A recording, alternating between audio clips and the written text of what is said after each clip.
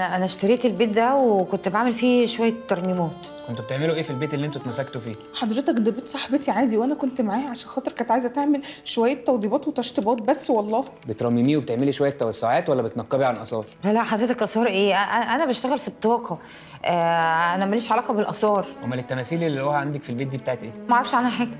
معاكوا بقى تصريح من الحي على كده؟ لا انا ما اعرفش في تصريح ولا لا، بقول لحضرتك ده مش بيتي. وايه حكايه التماثيل اللي لقوها عندكم جوه؟ والله العظيم ما نعرف عنها حاجه، واكيد التماثيل دي كانت موجوده قبل ما فراوله تشتري البيت اصلا. احنا حضرتك غالبا مالناش ذنب. معاكي تصريح بقى من الحي على انك ترممي البيت والتوسعات وكده؟ لا، ما انا قلت يعني انا بوضب بيتي، هجيب تصريح ليه؟ بس لو حضرتك محتاج تصريح خلاص انا هجيب تصريح، مفيش مشكله. اشتريتي البيت ده ليه يا فريال؟ هقول لك السؤال بطريقه تانية، واحده زيك في مركزك وشهرتك ايه اللي يخليها تشتري بيت زي ده؟ زي ما قلت لحضرتك كده انا بشتغل في الطاقه.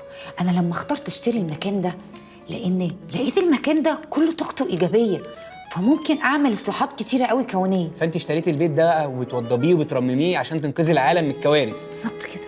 والراجل الياباني ده بيعمل معاكي ايه؟ لا حضرتك مش ياباني، هو صيني وهو شريكي في شركه زين. في واحد اسمه علاء الدين صاحب البيت مقدم ان انت اشتريتي البيت دوت لما عرفت ان تحتيه اثار وابتديتي تحفري على الاثار. لا حضرتك انا اشتريت البيت من واحد اسمه مغاوري والعقد بيقول كده. علاء الدين صاحب البيت ومقدم صوره من العقد مع البلاغ. والله بقى مغاوري علاء الدين، انا قلت لحضرتك ايه الاسباب اللي خلتني اشتري البيت ده.